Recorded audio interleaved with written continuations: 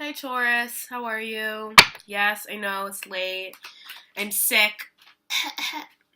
I love Mean Girls. Anyway, I actually really cough. I've been sick. I've had the flu the last couple of days, and before that, it was like a cold that was threatening to become the flu. I've been sick, and I moved, and I'm sorry that all the readings are going to be late. It's like no one can take it personally. It literally is just how life kind of worked out for me right now. So let's get into your reading. I know that, y'all had that full moon. Sorry you missed that. We had the full moon on November 4th. And, which, by the way, thank you, because you're in my 4th house. And I got a new place. So thanks, Taurus. And I always love the Taurus moons. The Taurus full moons and the new moons. I think that they're really grounding for me especially. And so for you all, that's a lot. So for you all, what kind of was coming up with the full moon being in your 1st house, with that there was some kind of, I feel like death and rebirth. Like, I feel like it was very extreme. Like, I feel that a lot of you went through a very transformative process during the full moon. I feel like that happened for some of you. But there are parts of yourself that you're still really trying to, it's almost as if there are parts that you're still trying to hold on to, and that there are parts of yourself that you're really doing your due diligence to fight off, and that, you're trying to stay on top of becoming this new Taurus, right? You're dead set on being this new person, being this new kind of energy, being this new, like being in the 1st house, having that moon take place the full moon take place in your 1st house. There is this desire to really want to kind of become a new version of yourself, and you're really dead set on that. And being a fixed sign, it can kind of, you can kind of become a little bit kind of aggressive in your pursuit of transformation, to the point where it can become kind of violent. And I almost feel that some of you are like violently kind of fighting off parts of yourself that might have come up during the full moon that you don't really like. But be gentle with yourselves. Like, I feel like this is you trying to kind of kill off old parts of yourself, but it's like, be gentle. Like, don't be so rough on yourself. And for those of you who may not relate to the theme of transformation and death and rebirth, I just feel that some of y'all are just in a position right now where you're trying to stay on top of things. Maybe it's been hard to pay the bills. Maybe it's been hard to, pick up the kids on time. Maybe it's been hard that maybe that relationship that you've just entered into, or that you've been in for a long time, has kind of entered a challenging times, right? Like, things in your life are not going the way that you want it to, and that makes sense because we're in Scorpio season. We're in your opposite. The sun is opposing you, right? Everything's kind of opposing you right now. We're in opposing energy, and so things may not be feeling so at home or moving so smoothly, right? And Scorpio season is also very, very, very intense. Scorpio season asks that you be willing to kind of let go and kill off parts of yourself parts of yourself, parts of your life, possessions that you might have. Like, get rid of the things that don't work for you. Get rid of them. And, it might be hard for a Taurus who is about possessing things, right? How do I create and build material wealth? And now it's like, now I have to let go of all of that for like spiritual enlightenment. What the fuck is that? So I do feel that some of you are really feeling like you're trying your best to kind of stay on top of your game right now. So let's continue to see what comes up for Taurus for November 2017. Yeah. And Aries kind of got these cards as well, which makes sense to me because y'all are close together in the zodiac. So, energies might kind of filter over, right? 3 of Cups, Strength. Some of y'all might have a Leo among you in your circle of friends that really is is helping you out right now, though. Is really kind of coming through for you, and is really being a shoulder for you to cry on, or somebody that you can vent to. And this Leo is offering you a piece of their sunshine, a piece of their vibrancy. So let's see what else is coming up.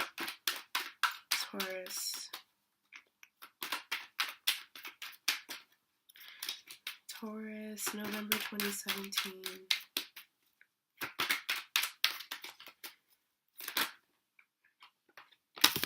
And then also some of you are gonna, with the new moon happening in Scorpio, it's gonna be occurring in your 7th house. So there could be, new relationships coming through, new ways of relating to people. There could be, there could be potentially new 7th house activity happening. The 7th house being that house of partnership, relationship. So, but Scorpio doesn't do things on a surface level. Scorpio asks for a certain level of depth and emotional connectedness that sometimes Taurus isn't completely comfortable with. But let's see. Okay. The cards are slowly coming out. We'll see what else wants to come out. Maybe I was a bit presumptuous in that last statement. Slowly coming out. Ace of Swords.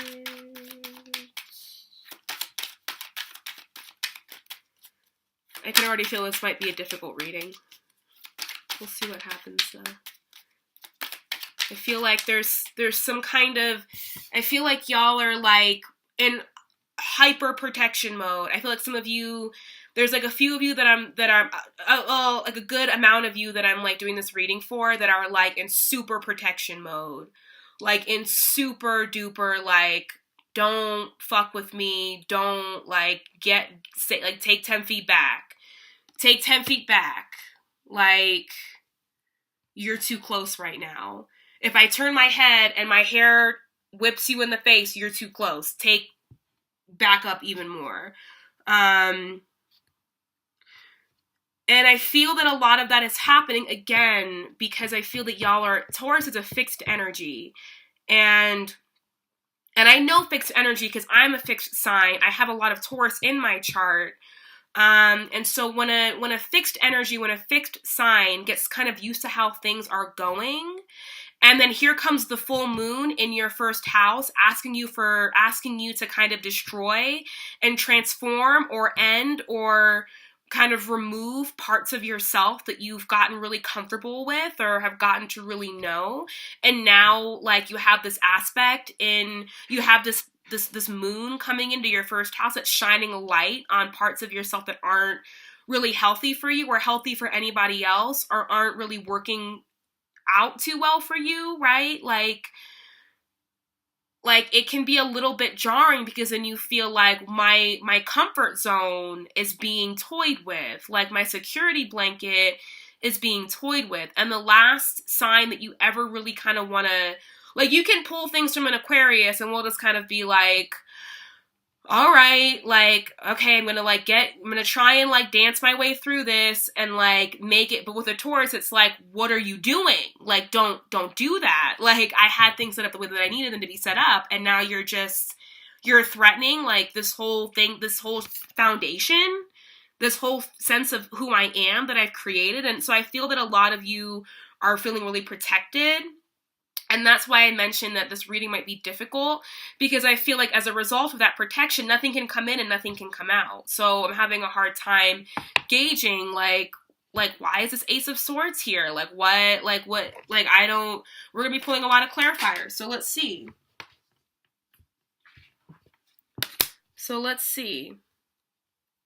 Okay.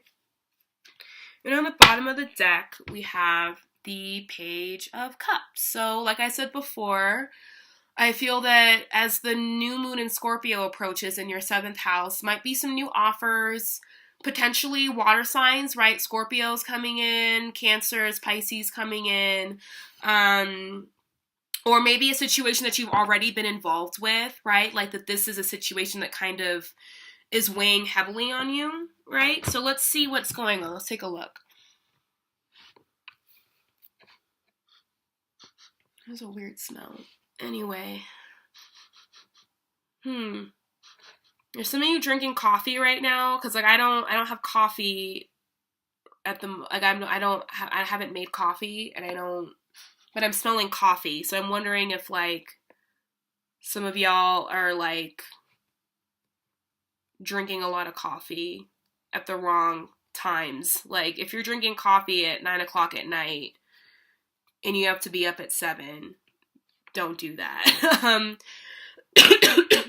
So said before, 7 of Wands, first card out, general energy. I feel like a lot of you are trying to kind of maintain a status quo. Like you're trying to maintain, you know, this old foundation. You're trying to... That coffee smell is really strong. Okay, I'm going to try and focus. It's so weird. I don't have, like, there's no coffee here. So I feel that a lot of you are trying to maintain a certain foundation that you've really worked on building, and that foundation really has to do with an aspect of yourself, a part of yourself. I'm also picking up on that because we have the Queen of Cups right next to this Three of Pentacles, and so, you know, the Queen of Cups is us really observing and looking at and being tuned in and tapped into our emotional reality, our emotional world, our emotional, what's going on with us internally. And so I feel that there is a clash of sorts between how you feel on the outside, or the image that you're presenting on the outside, and like what's actually really occurring on the inside. But there's a balancing act that's occurring at the moment between those two parts of yourself, right? Like, and that even this Three of Pentacles represents kind of like the inner underworld, the inner workings, like the underground workings of ourselves, or of our relationships, or of like the foundations that nobody can see, that only we can tap into, that we see, right? So I do feel that like there's a lot of stuff happening with you all internally, like, and that there's a lot, like I keep getting this underworld kind of Hades vibe.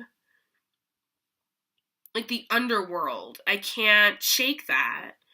And it's almost as if like some of y'all are journeying, or have like done some like dark night of the soul kind of work, or like there's like these cards themselves don't feel aren't heavy on their face, right? Like on the face of them, but like there's a heaviness that I'm really picking up on.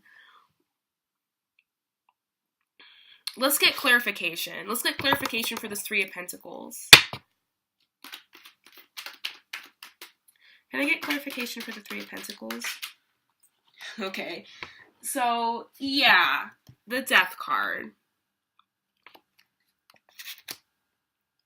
Your metaphorical underworld. Your metaphorical Hades. Your metaphorical place of death and rebirth. That there's a part of you, like this, that full moon came in your first house and forced you to kind of look at some aspects of yourself, forced you to really confront, front and center, something about yourself that, as much as you try to balance and bring into the physical plane, like as much as you want to integrate that part of yourself, like it could be an addiction, right? It could be that you have an addiction issue, that the full moon came through and was like, this addiction will not be integrated into your daily living, cannot be integrated into your daily life.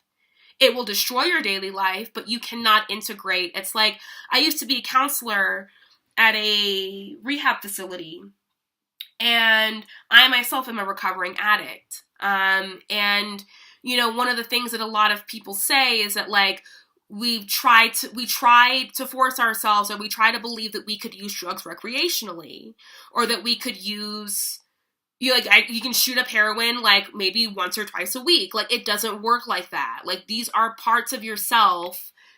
If it is addiction, you can't integrate that into your life and live a healthy, happy life. It doesn't happen. You're not going to get this. Because this is where Taurus wants to be. Taurus wants to be self-sustaining. You want to be surrounded by the best foods and luxury items. I get it. I got a lot of Taurus in my chart. I want that. I want all of that all the time. But what I couldn't have is I couldn't have this, and I couldn't, hold on to parts of myself that needed to be killed off, right? So for those of you who are dealing with, say, addiction issues, or maybe some awareness surrounding some emotional issues, some emotional baggage, some hang-ups,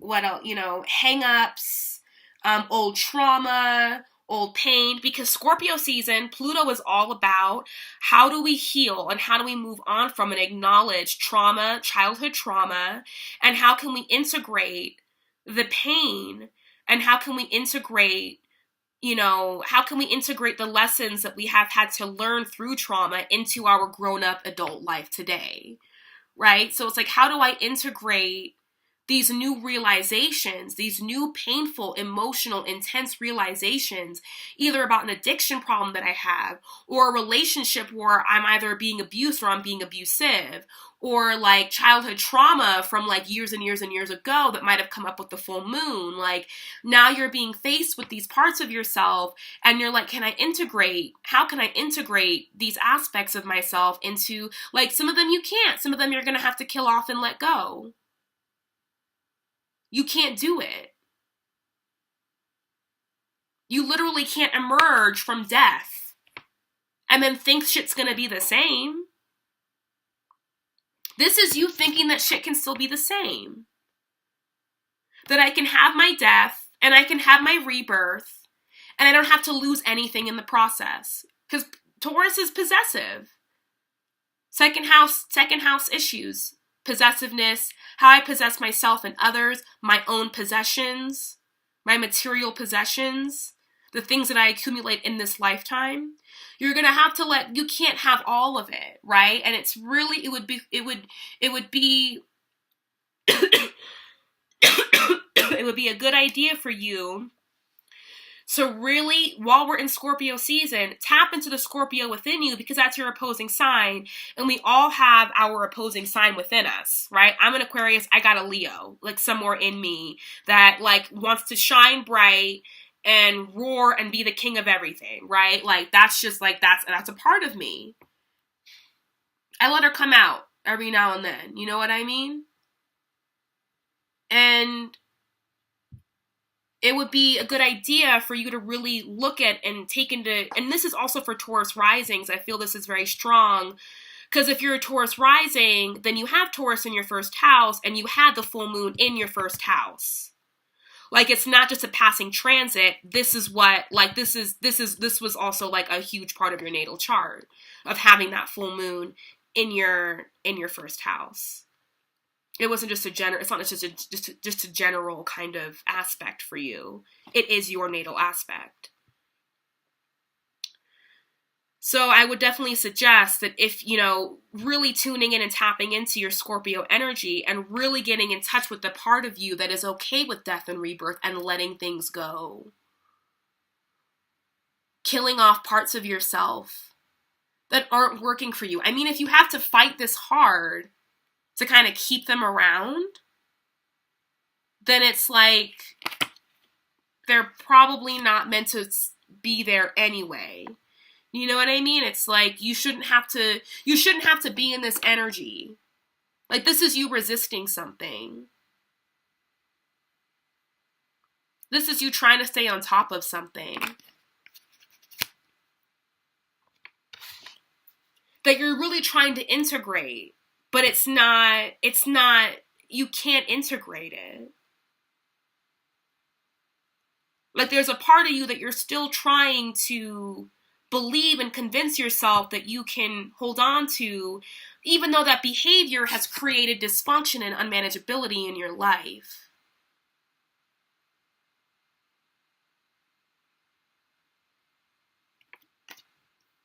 And deep down inside, you know, like, you know that you know what's real. Like, you know what's up.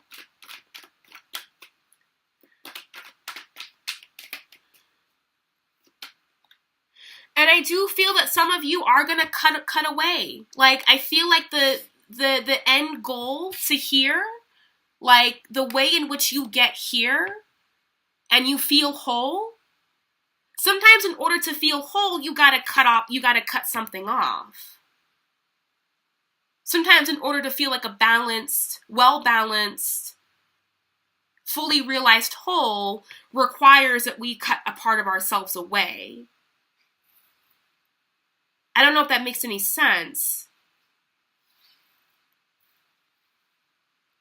And I'm sorry this is so kind of like it's not focused on a relationship or job or money or like, you know, even a friendship. Like, it's a very intense reading, but it's also very general in the sense that like this is energy. Like, it's an energy reading. Like, I can't, like, this is not a relationship reading. It's not like this is your energy here.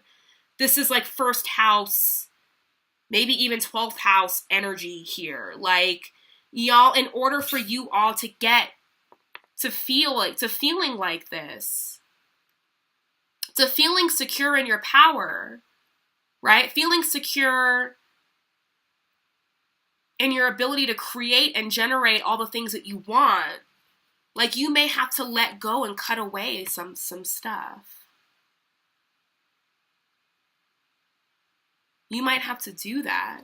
Now, we have this Three of Cups here, and when I mentioned the Three of Cups earlier, I did say that there could be a Leo in your midst that's really sort of got your back at the moment. I do feel that, right? So, like, I do feel that Leos...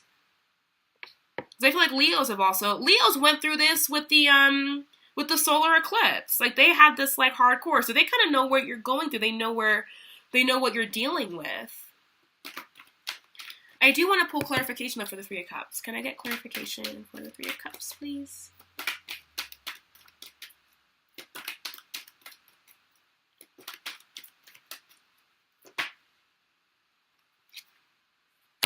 Okay.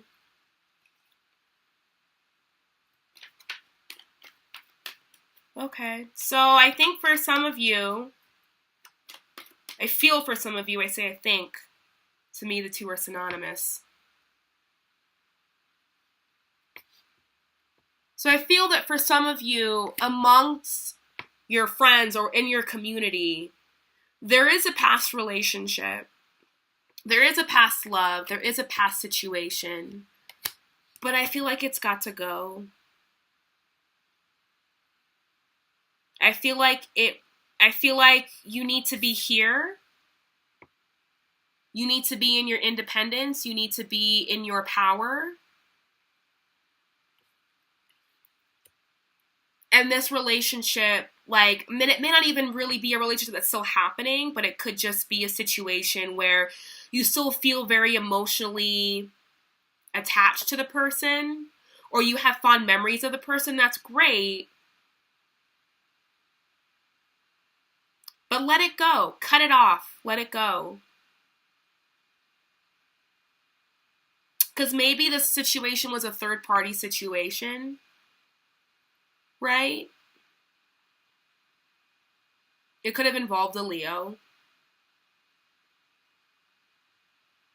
This was a third-party situation that you want to hang on to the really beautiful, good memories of, but the reality is that, like, you need to let it go. You need to kind of cut it off. And it's going to take a lot of strength to do so. But at the end of it, you get to be here, and you get to be in your independence, and you get to be in your power. Hold on, my computer's about to die. Let me plug her in. Okay. So, let's get clarification for the Strength card. Can we get clarity for the Strength card, please?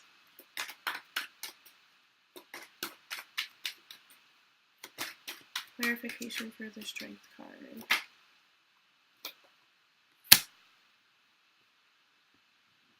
Yeah, like I said before, I feel that...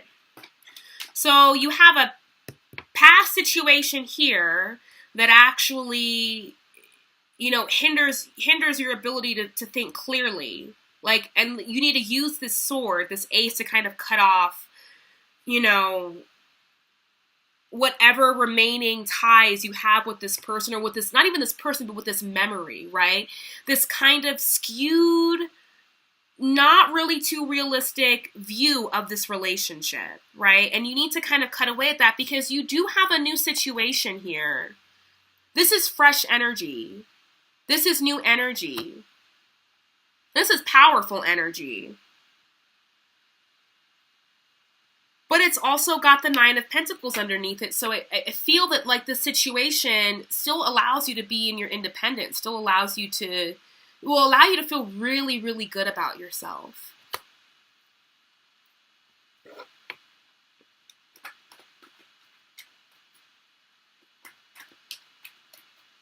That coffee smell again.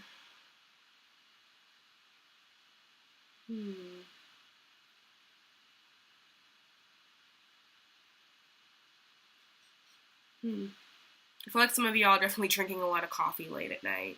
And just coffee's kind of bringing comfort and warmth to you and your body, right?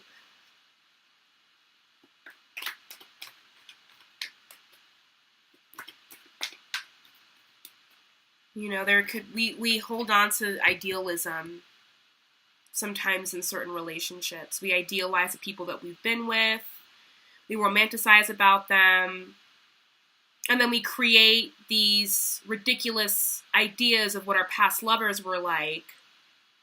On either extreme, right? Either they're like the worst person in the world, or like they're like the best thing that ever happened to us. Like, ever happened to the universe, right? But there's a new situation coming in. And this could also be,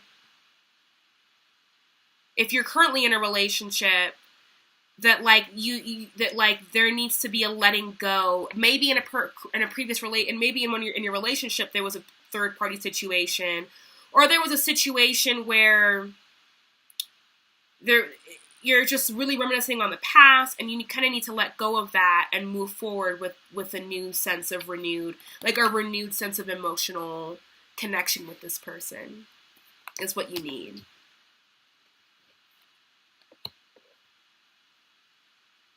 Right? So let's pull an outcome card for Taurus for November 2017. That's way too much. Outcome for Taurus for November 2017. Sorry if you can hear my computer fan in the background. Oh my god, you guys keep getting a lot of...